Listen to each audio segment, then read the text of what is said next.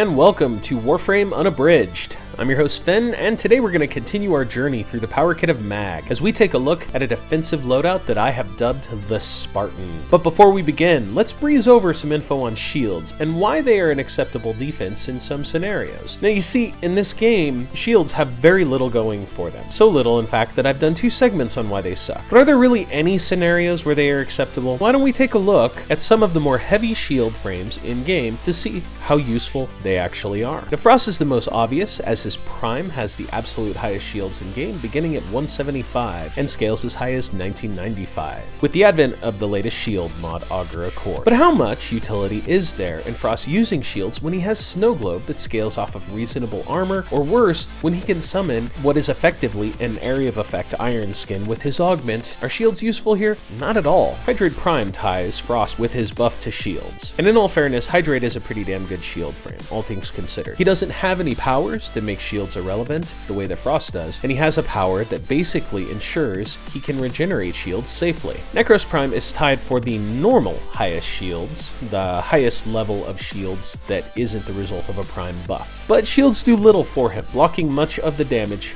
that he benefits from taking, as he self-heals with orbs in close combat. And between the ability to generate health orbs, which can provide an obnoxious sum of armor, heal himself, and even restore energy, shields are more of an obstacle for him, and the developers have effectively nerfed him by buffing his Prime shields. Get out your decaying keys, people. Harrow ties with Necros Prime, but shields with him are kind of pointless, even having as much as he does. Now, he can recover it instantaneously, and that's great and all, but it basically just makes shields into something that function a bit different, because he never has to worry about a charge delay. He also can turn completely invincible. Sure, I get it, he can't do that all the time, he can't just do it at will, but he doesn't need to do this at will for it to eliminate the need for shields. The shields are already decent against rapid DPS, especially if you can recover them quickly. But remember, they are the first line of defense, and they're only really any good on him when it prevents you from being one-shot. But you can use Covenant to keep from being one-shot. There's a Bombard, put on Covenant. Now Rhino is also tied with the highest shields without being primed, but he has Iron Skin, good armor, and the ability to buff both the armor and the Iron Skin even further, with 3 freaking augments, all that benefit Iron Skin in some manner. Trinity Prime ties with Necros Prime, Rhino, and Harrow, but really it's laughable, as she can instantaneously replace all health on herself with far better damage mitigation methods. And if shields didn't exist in Warframe, Trinity would remain largely unchanged, and for those of you EV trend mains beating your chests about her power to generate overshields, she could just instead bless you, and your health and shields go much further than adding some overshields will. Now Volt ties with them as well, and he doesn't have an extra layer of health. He does have Electric Shield, but I don't really see a one-way barrier as the equivalent of Iron Skin or a Snow Globe. In terms of Volt shields, they do become useful in that it truly is his main line of defense, and unfortunately, this is greatly to his detriment, having no useful defensive type. And while Capacitance does exist, let's be real, if you're CCing them with Discharge, they aren't shooting you anyway. Zephyr ties with them on shields as well, but we all know that Jetstream exists, and if you're playing her correctly and staying in the air, shields are fairly pointless on her. Valkyrie gets an honorable mention here, not in the amount of shields she has, of course, but in that she actually has repurposed shields in ways that she is rewarded for having high shields, as it is positively influencing the damage of paralysis. This is what we need to see some more of, ways to repurpose shields. Now Mag is the last in that she ties with Zephyr, Harrow, and the rest. And with Mag, she has pretty much no secondary defense installed the way other frames do, unless you consider Polarize, which I don't, as it's a fixed amount that restores a lackluster defense, and Polarize will never be able to keep up with sustained enemy fire during the late game. Now Crush is a little bit better off in that department on how it restores shields, but it demands that there be a significant number of enemies for it to compete with Polarize, and even then, you still have damage types that bypass shields altogether. So the closest we can claim at all is Magnetize, and that's kind of a stretch, even though it does work pretty well,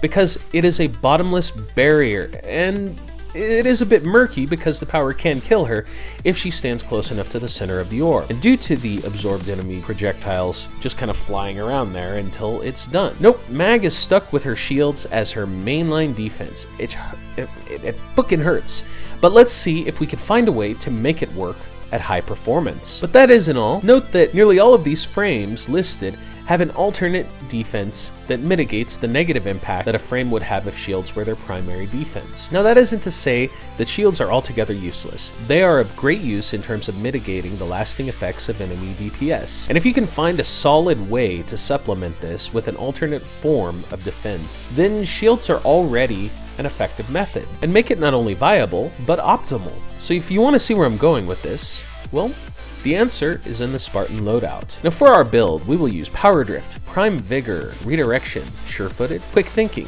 Reflex Guard, Fortitude, Hunter Adrenaline, Flow or Primed Flow, and Steel Charge. For our arcanes, we will use Arcane Barrier and Arcane Aegis.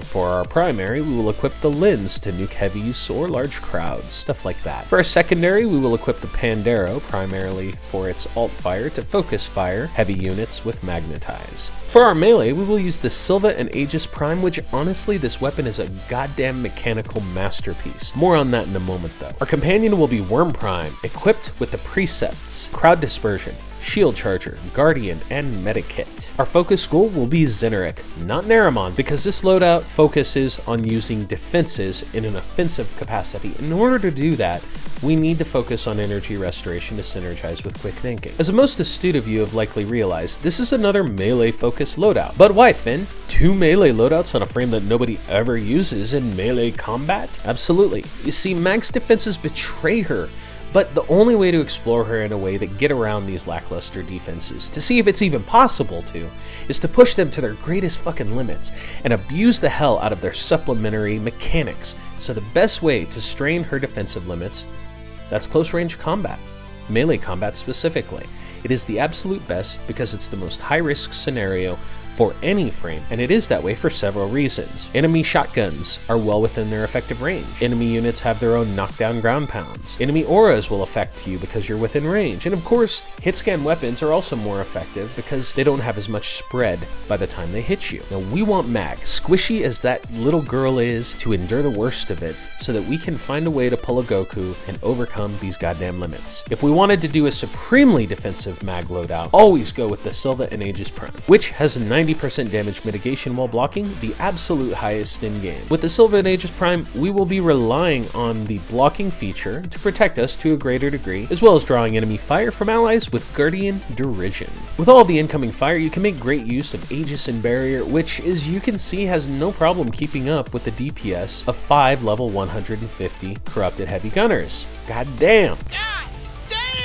Thanks, Noob Noob. DPS tanking like this amps up our shields by blocking the majority of that DPS, which will constantly trigger Arcane Aegis and Arcane Barrier, making it very difficult to penetrate our shields, and when they do, we have the Sentinel Precept Guardian, which will barely let them touch our health in the meantime. Of course, slash damage can still proc, and when it does, this will bypass our shields and damage our health, which in turn fills our energy pool, courtesy of Hunter's Adrenaline. And because of that, we need not worry about it running low either, because we have the Meta Ray Precept equipped and the Quick Thinking in the meantime. Now I'm sure that some of you may be wondering about the stagger death that accompanies Quick Thinking pretty much for the rest of forever. Auto parry will block that nearly every time. Now what is happening in the background though? Well, Mag is filling her endless damage battery with a Sylva and Aegis augment Avenging Truth, as well as stacking up instances of crit chance and status chance, making it possible to have a guaranteed status proc, along with some extra critical chance from the blocking mechanic, which will apply to your next strike. What this looks like in practice is pretty cool, since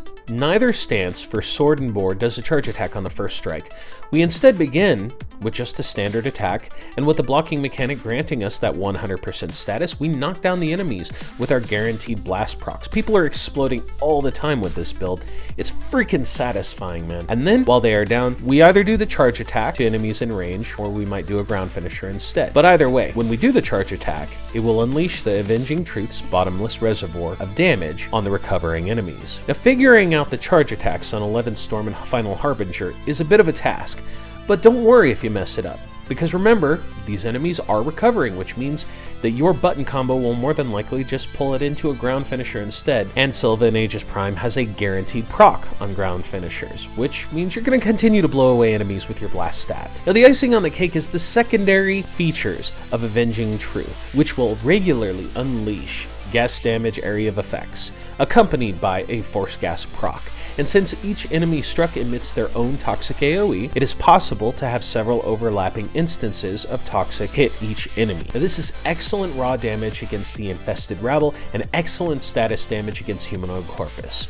Win-win. Now, this loadout is not without its weaknesses though. Chief among them is incoming toxic damage, which won't really be a bother unless it's from a toxic ancient who will one-shot mag in most scenarios, as it does bypass her shields with ease. Now, the answer here is the lens, equipped with corrosive and blast, both of which are strong against infested heavy units. And lastly, there's the ever-present freaking elephant in the room, the corrupted bombard, or just the bombard, whatever. You see, this loadout excels at tanking DPS, but enemies that hit hard enough to one-shot her are still a threat, and the lens will not finish off a bombard of higher levels. But that is where the Pandero comes in. A quick instance of Magnetize, and Pandero's alt fire will shred pretty much anything that enters the center of Polarize. A quick instance of Magnetize, and the Pandero's alt fire will pretty much shred anything at the center. But what's the point of even using Mag if not for her abilities, right? Well, we do use them. And for a decent melee loadout, I stick to the formula I mentioned last time on Warframe Unabridged. Magnetize is really only used for focus fire targets like heavy units or bosses. Otherwise, use Pull if you're good on shields but overwhelmed. Use Polarize if you're low on shields but not overwhelmed. Use Crush if you're low on shields and overwhelmed. And that is all there is to the Spartan. If you like what I do, hit the like button. If you want more Warframe content, subscribe. And if you want instant gratification, hit the notification button. But until next time, this is Finn, signing off.